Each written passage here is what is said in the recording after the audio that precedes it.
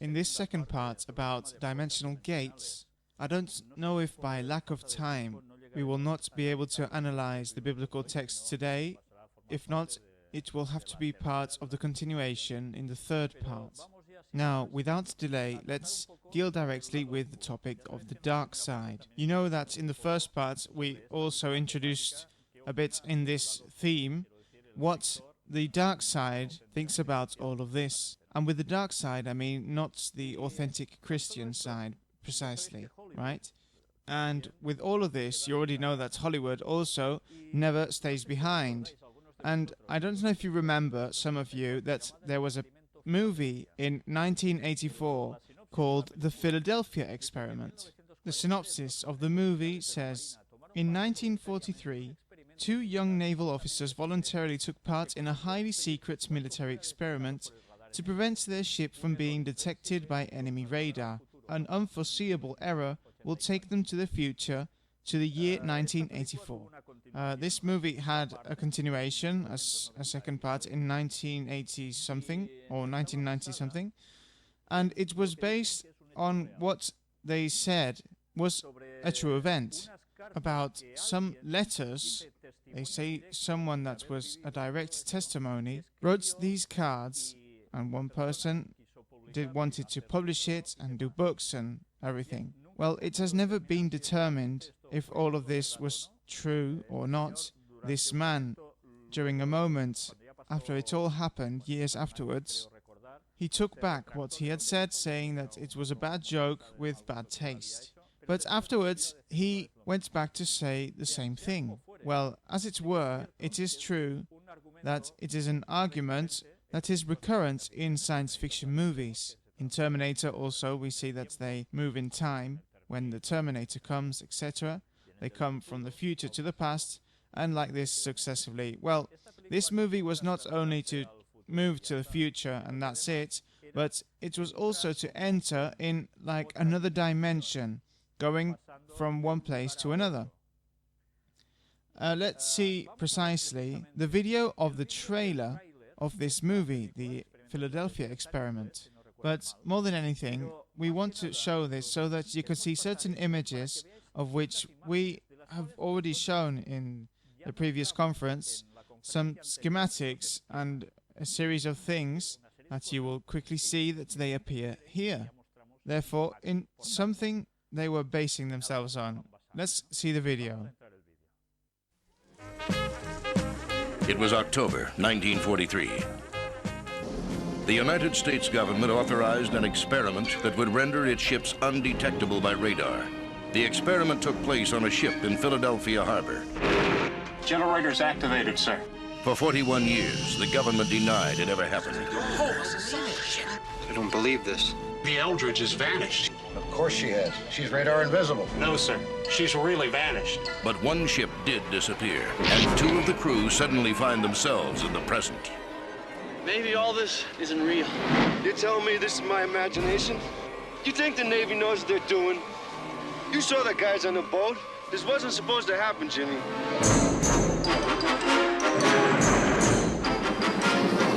Jimmy, whatever it is, it's after us!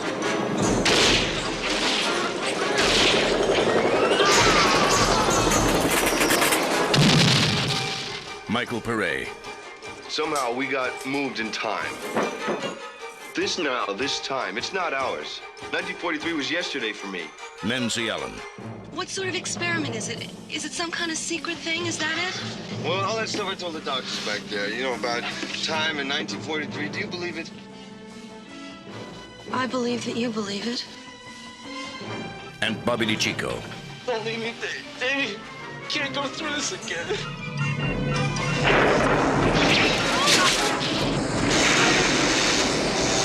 The Philadelphia Experiment.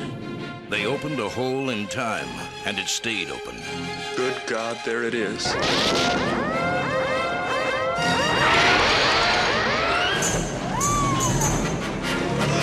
Now the government needs the one man who can stop the experiment. Look out!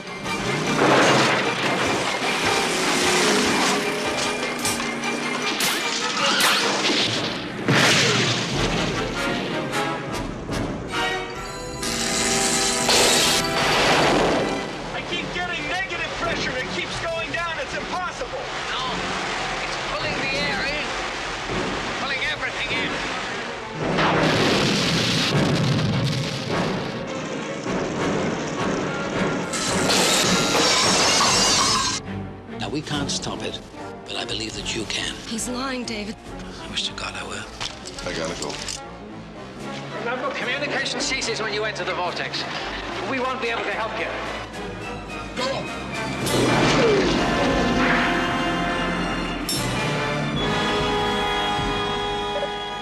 The Philadelphia Experiment.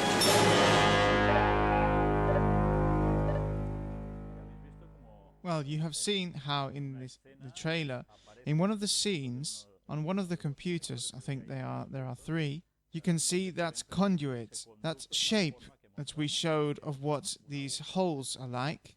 And afterwards, we've seen also how they make a hole in space through which they shoot and everything. Well, anyway, simply they used the same thing of what we've been dealing with. There's also a movie which I haven't been able to get my hands on. I think it was with Martin Sheen, where it is also about a boat that moves from one place to another in time, and when they have to intervene and they doubt if they do or do not do a military intervention in a certain moment of the story, then boom, they go into that hole and boom, they move backwards in time again. Well, you can see that it is a recurring theme and that it attracts quite some attention. Hollywood could not stay out of this, of course, coming from where it comes, right? Well, here we see also a web page, one which I personally always say of the sector. You understand, right? Of the New Age area, more esoteric in general, in which, look at what appears here. You can see that it's a six-pointed star, but look at what shapes are inside of it. It is precisely the same shapes that we showed in the previous conference, right? Well, you can see that they already associate concepts as to any other person that has nothing to do with it. It goes completely unnoticed. At the top part on the left, you can see the same symbol inside the same circle. Let's carry on. Here you have a movie, 11-11-11. We already showed this on the Great Deception conferences, on a previous one. And look at the plot on this movie. Terror and more terror for Darren Lynn Bousman, 11-11-11. It says Darren Lynn Bousman plans to direct the horror film 11-11-11 according to reports from Heat Vision. The plot is said to be inspired by real life, in which the repetition of the numbers 11-11 is believed to have great spiritual importance, as it is a direct link to guardian spirits. The script would basically focus on 11 existing gates in heaven and how on November 11 of 2011, the last gate will open for 49 minutes. Well, as you can see, this movie has quite some time already.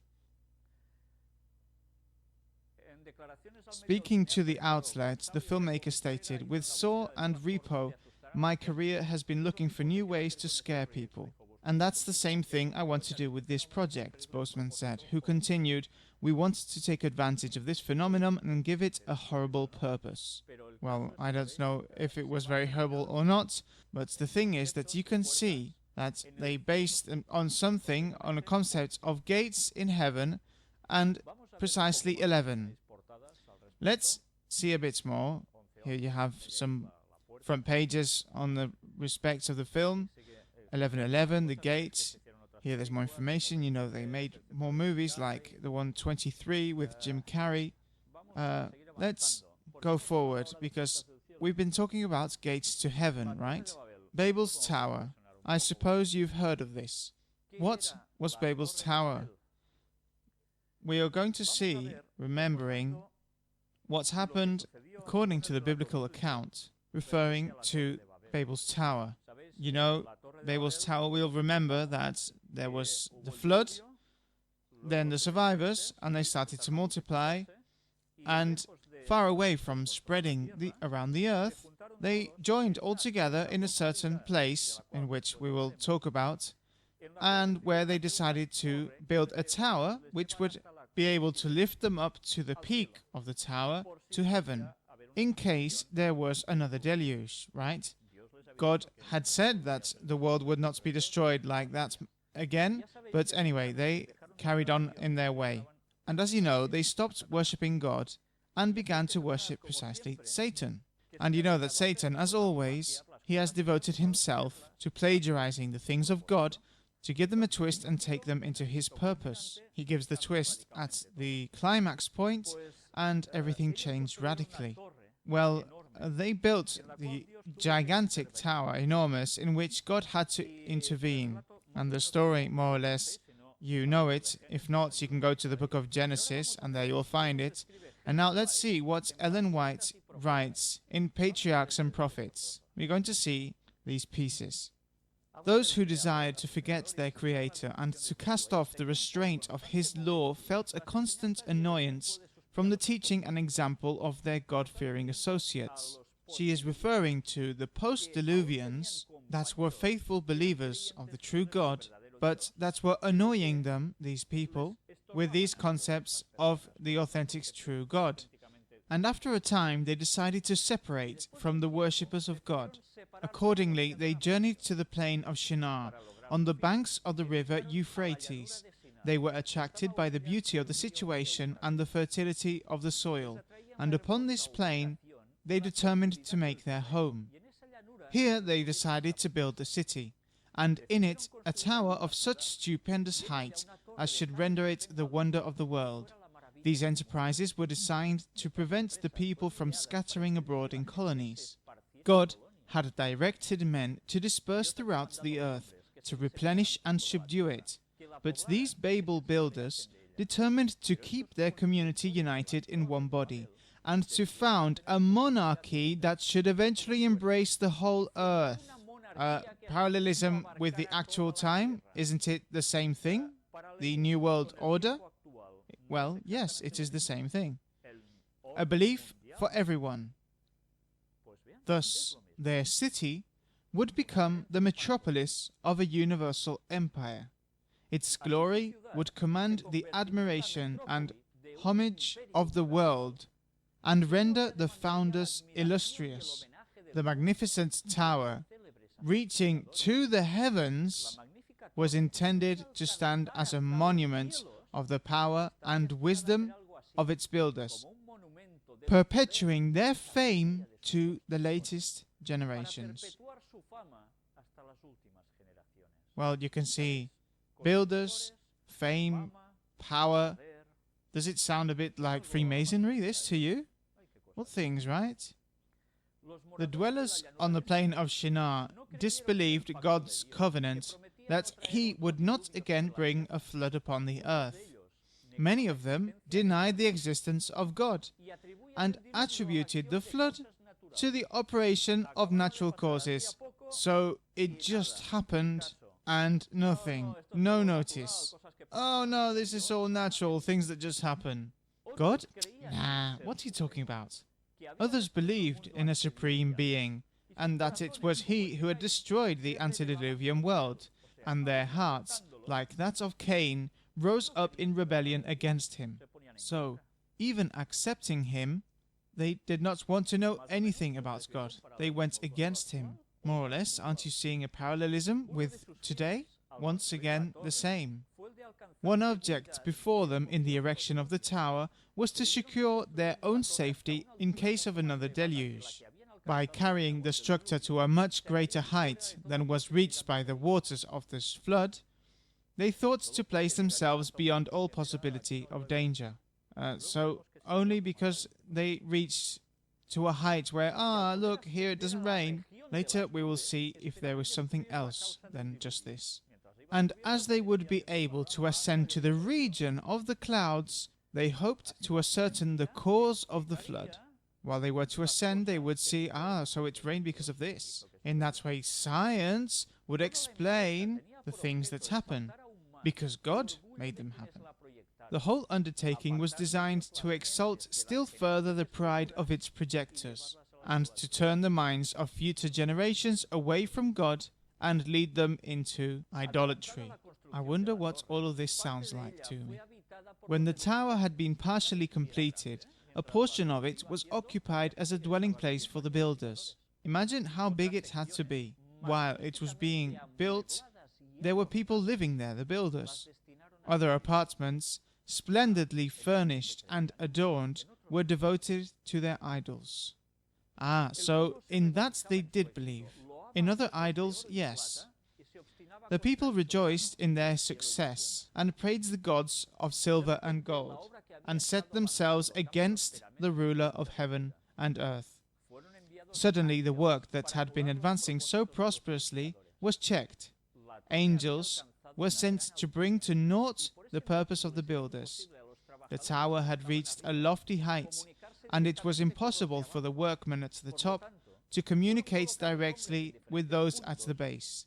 Therefore men were stationed at different points, each to receive and report to the one next below him the orders for needed material or other directions concerning the work. Well, you can see that they use this system to pass on the orders from the top to bottom and the bottom to top. Hey, pass on the cement, I'm running out of it. All right, Manolo, cement, and like that, one behind the other.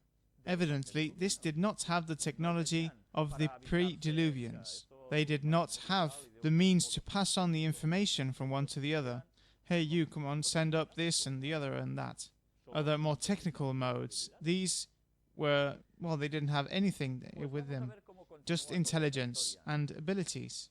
Well, we are going to see how this story continues. As messages were thus passing from one to another, the language was confounded, so that material was called for which was not needed, and the directions delivered were often the reverse of those that had been given. Confusion and dismay followed. All work came to a standstill. There could be no further harmony or cooperation. The builders were wholly unable to account for the strange misunderstandings among them, and in their rage and disappointment they reproached one another. But I told you this thing, why'd you bring the other thing? And they didn't even understand themselves. Their confederacy ended in strife and bloodshed. Oh dear.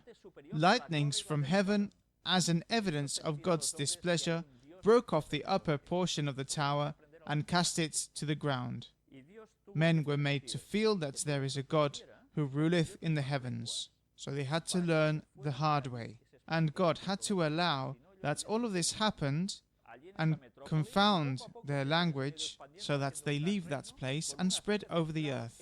If not, they would have carried on there in that metropolis, and little by little they would have spread, building a big kingdom with the headquarters in Babel. Later we will talk about Babel just in a moment, but you can see that they were looking for shelter at the peak of the tower, something to survive. Now let's talk about Jacob in Beth-El. Those of you that have seen all the conferences and have seen what has been presented on the Ark of the Covenant, you've seen that we were talking about Ron Wyatt, the discoverer of the Ark of the Covenant, and how he talked also about there, close to that place, was Beth-El, some meters from there. Now let's remember what's happened to Jacob, that later his name was changed to Israel, in Beth-El.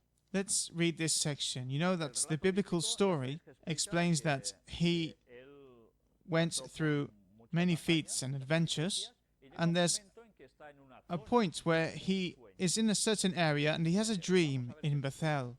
Let's see what happens with all of this. Wearied with his journey, the wanderer lay down upon the ground, with a stone for his pillow. As he slept, he beheld a ladder, bright and shining, whose base rested upon the earth, while the top reached to heaven. This is in Genesis 28, this story. Upon this ladder, angels were ascending and descending. Above it was the Lord of glory, and from the heavens his voice was heard. I am the Lord God of Abraham thy father, and the God of Isaac. The land whereon he lay as an exile and fugitive was promised to him and to his posterity, with the assurance, in thee and in thy seed shall all the families of the earth be blessed. This promise had been given to Abraham and to Isaac, and now it was renewed to Jacob. Then, in special regard to his present loneliness and distress, the words of comfort and encouragement were spoken. Behold, I am with thee, and will keep thee in all places whither thou goest. and will bring thee again into this land, for I will not leave thee until I have done that which I have spoken to thee of. He says to him that yes, he would go to other places, but laterwards he would bring him back to that land, right there to the area of Beth-El. The Lord knew the evil influences that would surround Jacob and the perils to which he would be exposed. In mercy, he opened up the future before the repentant fugitive, that he might understand the divine purpose with reference to himself, and be prepared to resist the temptations that would surely come to him when alone amid idolaters and scheming men. There would ever be before him the high standard at which he must aim, and the knowledge that through him the purpose of God was reaching its accomplishment would constantly prompt him to faithfulness. In this vision, the plan of redemption was presented to Jacob, not fully, but in such parts as were essential to him at that time. The mystic ladder revealed to him in his dream was the same to which Christ referred in his conversation with Nathanael. Said he, "Ye shall see heaven open, and the angels of God ascending and descending upon the Son of Man." These are words of Jesus registered in John chapter 1, verse 51. You can see, Jesus says, "Ye shall see heaven open, and the angels of God ascending and descending upon the Son of Man." And what did Jacob see? A ladder with its base placed firmly on earth that's linked directly where? With heaven. And the angels ascended and descended. The mystical ladder means that it is mystical, that is, it is not real? Or does it mean, as we will see later on, that Christ symbolized that ladder as the union between the earth and heaven? Both things, one does not turn down the other, and we will see if it is like that or not. Up to the time of man's rebellion against the government of God, there had been free communion between God and man. But the sin of Adam and Eve separated earth from heaven so that man could not have communion with his Maker. Yet the world was not left in solitary hopelessness. The ladder represents Jesus, the appointed medium of communication. Had he not, with his own merits, bridged the gulf that sin had made, the ministering angels could have held no communion with fallen man. Christ connects man in his weakness and helplessness with the source of infinite power. You can see the parallelism between one thing and the other. All this was revealed to Jacob in his dream, although his mind at once grasped a part of this revelation. Its great and mysterious truths were the study of his lifetime, and unfolded to his understanding more and more. Jacob awoke from his sleep in the deep stillness of night. The shining forms of his vision had disappeared. Only the dim outline of the lonely hills, and above them the heavens bright with the stars, now met his gaze. But he had a solemn sense that God was with him. An unseen presence filled the solitude. Look at what Jacob says now. "Surely the Lord is in this place," he said, "and I knew it not. This is none other but the house of God, and this is the gate of heaven." That place is house of God and gate of heaven. He was saying it metaphorically? Or truly, he was saying it literally? We will see all of this still even more. "And Jacob rose up early in the morning, and took the stone that he had put for his pillows, and set it up for a pillar, and poured oil upon the top of it." In accordance with the custom of commemorating important events, Jacob set up a memorial of God's mercy, that whenever he should pass that way, he might tarry at this sacred spot to worship the Lord. And he called the place Beth-El, or the house of God. Jacob is very clear, and the Bible is also. That place was house of God. It wouldn't be house of God if it would have appeared only once and that's it. It would have been a place just to pass through, not a house. A house is a specific place, a residence. Now we will talk about archaeology and history. And supporting ourselves on what we've seen until now, we are going to see what the encyclopedic dictionary says, that you have here on the image, referring to the Tower of Babel. Monuments built on the banks of the Euphrates by the descendants of Noah to climb to heaven, for which God punished them with the confusion of languages. It's clear to everyone that this is the so famous Tower of Babel. The Dictionary of Biblical Archaeology by Charles F. Pfeiffer. Let's take a look and see what it says about the Tower of Babel. It is interesting. You can see these images, stopping the conference to take a look at them with more detail, because it is interesting what is exposed there. I'm just going to highlight some things. The Tower of Babel, it was a ziggurat. You know, it's that pyramid-shaped construction, but with steps, in which on the top a god, a divinity, was worshipped, sacrifices were done, etc., etc. Well, here it says, the ziggurat was known as Etemen Anki, the house of the terrace platform of heaven and earth. It was a house of the terrace platform of heaven and earth, a very specific place. Let's see what else it says. On the top of which was a temple. In this way, they hoped to approach their God and seek his favor. That is what they believed was there. Now, we'll talk not only of what is Babel, but also of what was later to be called Babylon. An early Mesopotamian text indicates that during the 3rd millennium, the city was known by the Sumerian name Kadinjira, the equivalent of the Akkadian Babylon, Gate of God. What? The Gate of God? Why? What is a gate for? To go through it, right? A gate is what is used between one division and another. There's a door that is open, you cross through it, and you go to the other side. Well, they considered that this place was something called the Gate of God, because through there, something could transcend. Let's carry on.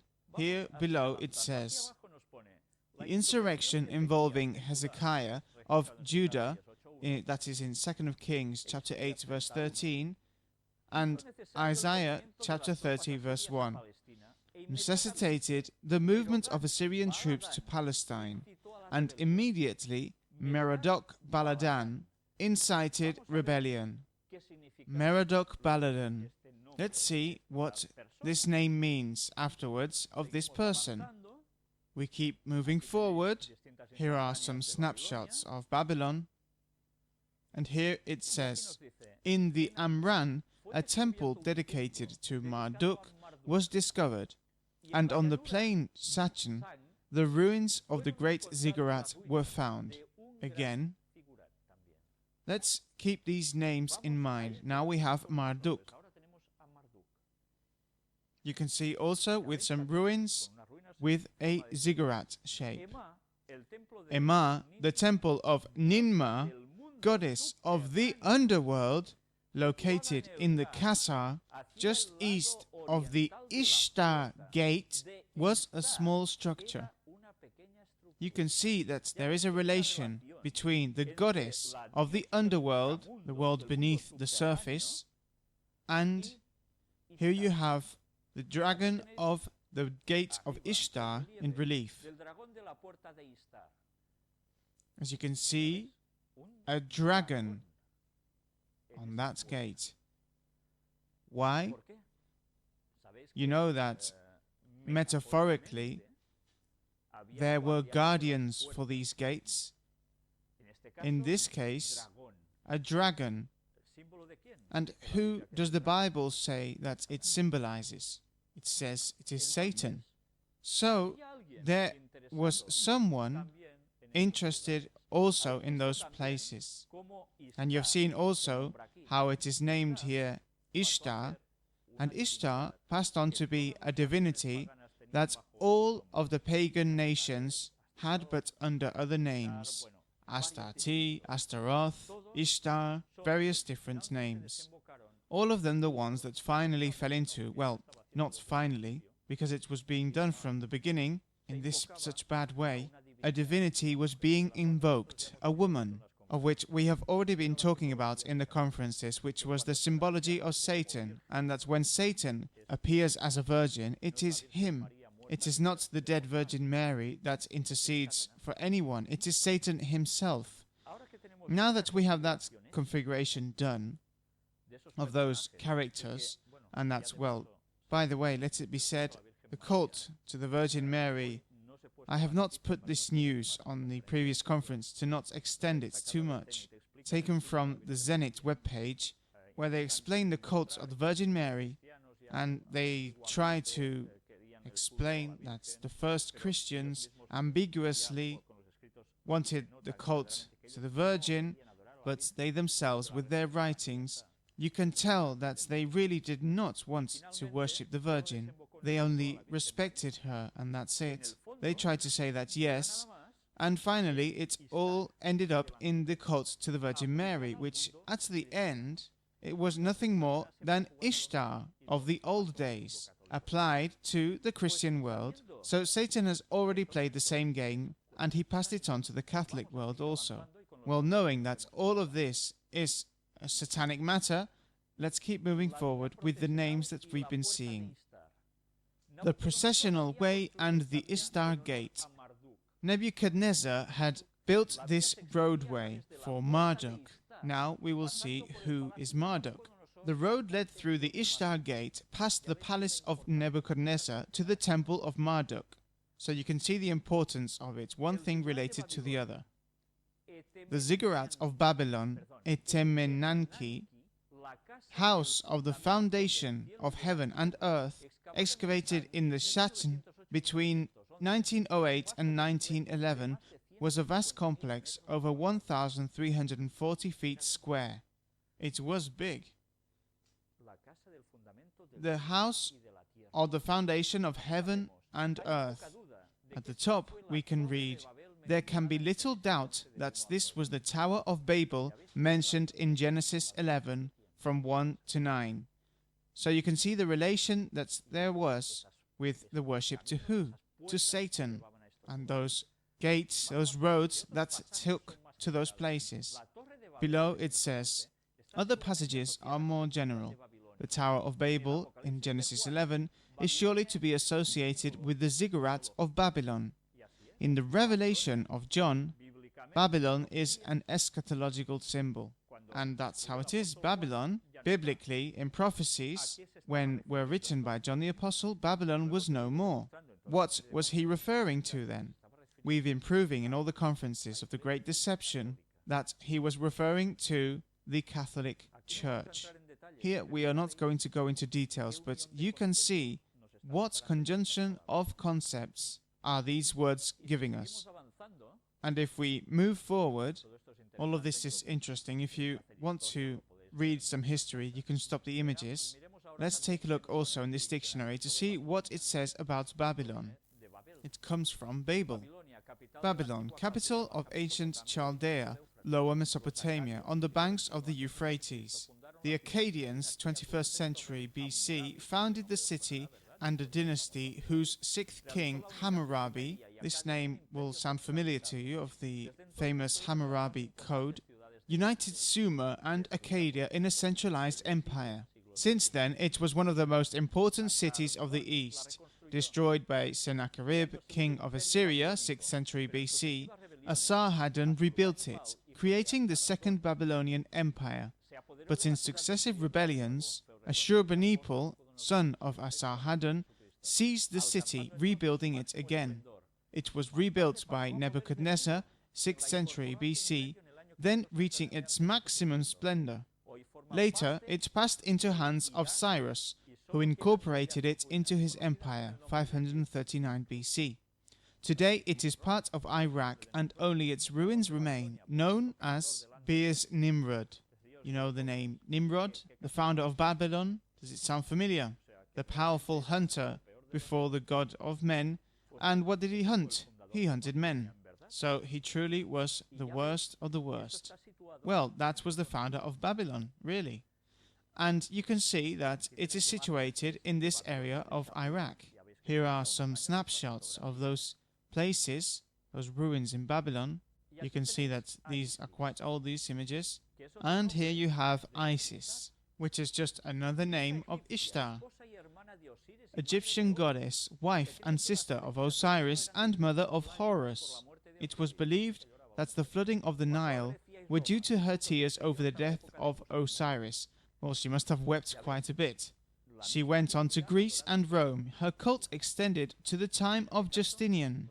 The same divinity worshipped by different cultures, in this case, the Egyptian. Ishtar, Mesopotamic goddess of love and war, that you have in relief the 8th century. It's the same thing. And what about Marduk in the Bible? Who was he? He also appears as Merodach, supreme god of Babylon. This guy was the leader, the chief of chiefs of the gods. Let's take a look at the concordance that you have here of the Holy Scriptures. Merodach also appears as god of Babylon in Jeremiah 52, and Merodach Baladan, which I quoted earlier, as king of Babylon. If you realize the compound names of their kings were formed by names that were truly satanic, of worship to the devil. In 2 Kings chapter 20 verse 12 it says, "At that time Merodach Baladan, the son of Baladan, king of Babylon, sent letters and a present unto Hezekiah, for he had heard that Hezekiah had been sick." Here you have the character we've been talking about. Isaiah chapter 39 verse 1 tells us, "At that time Merodach Baladan, the son of Baladan, king of Babylon, sent letters and a present to Hezekiah, for he had heard that he had been sick and was recovered." And see here also in Jeremiah chapter 50 verse 2, "Declare ye among the nations, and publish, and set up a standard, publish and conceal not. Say, Babylon is taken, Bel is confounded, Merodach is broken in pieces. Her idols are confounded, her images are broken in pieces." All of these are names of this same divinity. Satan, definitely. Dictionary of Biblical Archaeology once more, and here it talks about Beth-El, a full description, and here you have some images of Beth-El. And someone that was in that area did a compilation. It was a Presbyterian, if I remember properly, and he gives us a description of how all that area was when he found it. As you can see, he says, "We took an Arab bus to get to Beth-El, and when we got there, we could see that the old Beth-El stands today on top of modern houses. We had to cross the city. Some students from their classrooms greeted us with the classic 'Hello, my friend,' or 'Sabaler,' the same as the people who went about their daily tasks, shepherds, housewives, or men who, out of simple curiosity, they approached us and were able to reach the ruins dating back to the Chalcolithic. So these ruins are very old. Beth-El is a city that is located between Jerusalem, Ramallah, Nablus, and was a trading area between Jerusalem, Ramallah, and Mamre. Here you have its location. Jerusalem just a bit further away, and Beth-El. We already saw in the previous part how precisely all of this formed part of the same mount, Mount Moriah. Here is also an image of all that area. And in the biblical dictionary, well, in the Wiki Christian, this is on the internet, Beth-El says the words in Hebrew, which means house or temple of God. This is the meaning of Beth-El. And this, in this other dictionary, it also says about Beth-El, ancient city of Palestine, the current Beitin, located 25 kilometers from Jerusalem. The name was given to it by Jacob. So it's all clear, right? We all have the concepts quite clear, right? Baal, main male divinity of the Chaldeans, which is of the Babylonians, and Phoenicians. Identification of the sun. We already know that Satan likes to identify himself with the sun, right? Baal Ammon, as you can see, a compound name, Ammon. Baalbek, population of the Republic of Lebanon.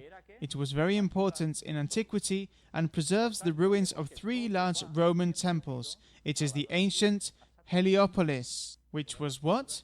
The city of the sun.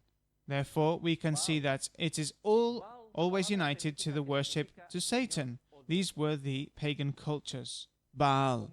Baal, a Semitic word meaning Lord or Master. Baal was recognized by some as the rider of the clouds. And Baal was identified with Hadad, the Semitic storm god. And you could say, what does all of this have to do with what we are talking about? Rider of the clouds. What does this mean? Someone that is on the ground, or someone that appears from above? Well, rider of the clouds evidently is someone that is above. But also, look, as the Semitic storm god. A storm? What do clouds generate? Lightning, right? Let's see later. Meanwhile, let's read. A crisis in Israelite history took place during the reign of Ahab, when the wife of the king, Jezebel, attempted to suppress the worship of Israel's God and place Baal as the god of the nation, meaning Satan. Jezebel was a daughter of Itto-Baal. See, once again, the name. The priest king of Tyre, who was a devotee of Melchart, the Tyrian Baal. And if we remember in the Bible, a comparison is done between the king of Tyre and whom? Satan. Do you realize how it all fits together? Well, we are still going to see more things. Baalbek. The ancient city of Baalbek lies in the valley of the Bekaa, which separates the Lebanon from the anti-Lebanon. It is a city that is also there.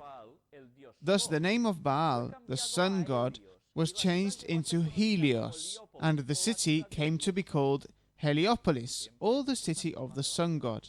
Always that same relation. Here you have precisely the storm god, Baal. Well, the lightning coming out from him. What does this have to do with all of it? Luke 10 verse 18 says to us, "And he said unto them, I beheld Satan as lightning fall from heaven." Do you realize why he was known as the storm god, Satan? Why he was worshipped like this? Because of the lightning, rider of the clouds, coming from above. Gates to heaven, Tower of Babel, platform to heaven. Somewhere, someone passed through, and somewhere there are also people that pass through them. The same point, 2 different points. We'll continue seeing more things referring this. Here you have some old images, precisely of worship, of construction of the temples of Baalbek. They were enormous things. And now we are going to put in a video precisely of Ron Wyatt. Jerusalem, Gateway to Heaven. Over the years, and if you want to see where Christ was buried, go look in the Garden Tomb, because that's where. And the crucifixion site is approximately 80 feet from the Garden Tomb. I won't tell you any more on that until we can show it to you on video. But anyway, I had a fan that was kind of cooling us off a little bit because it was extremely hot, and the fan died. And so, you know, misery on top of misery.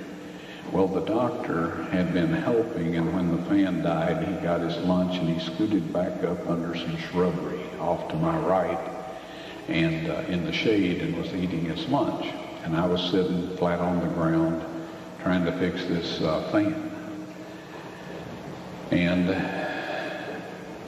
I had nothing to live for, people. Have you ever been in that situation?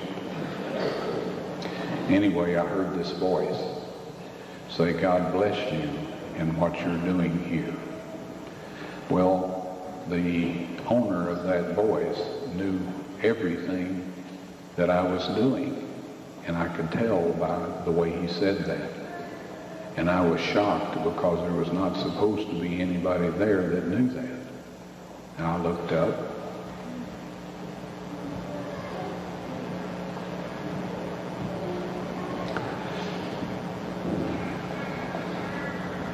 And there stood Jesus. I wasn't having a dream or a vision, because afterwards the doctor piped up and said, Ron, do you suppose we've been talking with an angel?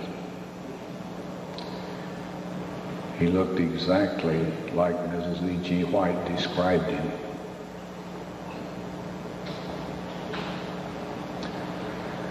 Tall, dark hair, dark beard, dark brown eyes, rather light complected for those, for dark hair and dark eyes.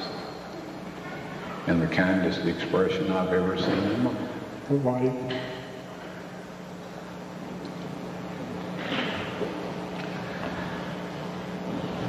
And I knew it was Jesus. But I'm a researcher. And I thought, well, I'll ask a few questions and make sure. So I said, sir, do you live around here? And he said, no. See, the outfit that he was wearing was kind of similar to what Arabs still wear today. Not exactly, because his garments were hand woven, not machine woven like stuff today. And anyway, he said no. And then I said, are you a tourist? And he said no. Well, I didn't have anything else I could ask. So I just sat there and looked at him. And he said, I'm on my way from South Africa to the New Jerusalem.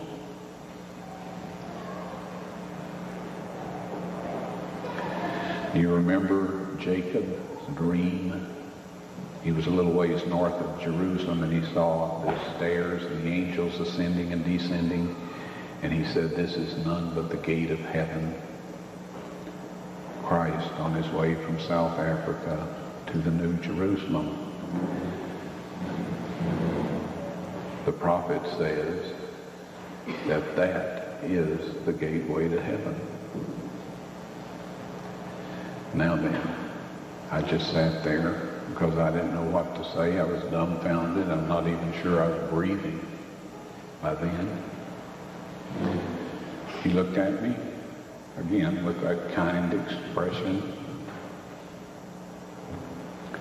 and said, God bless you in what you're doing here. That, folks, was the most precious moment of all of this, and the most precious moment of my entire life. I hope that an even more precious moment will come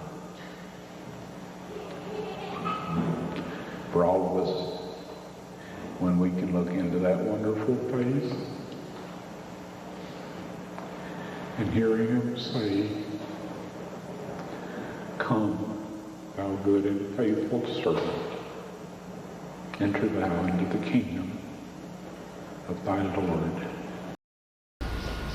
This is the place where Christ died.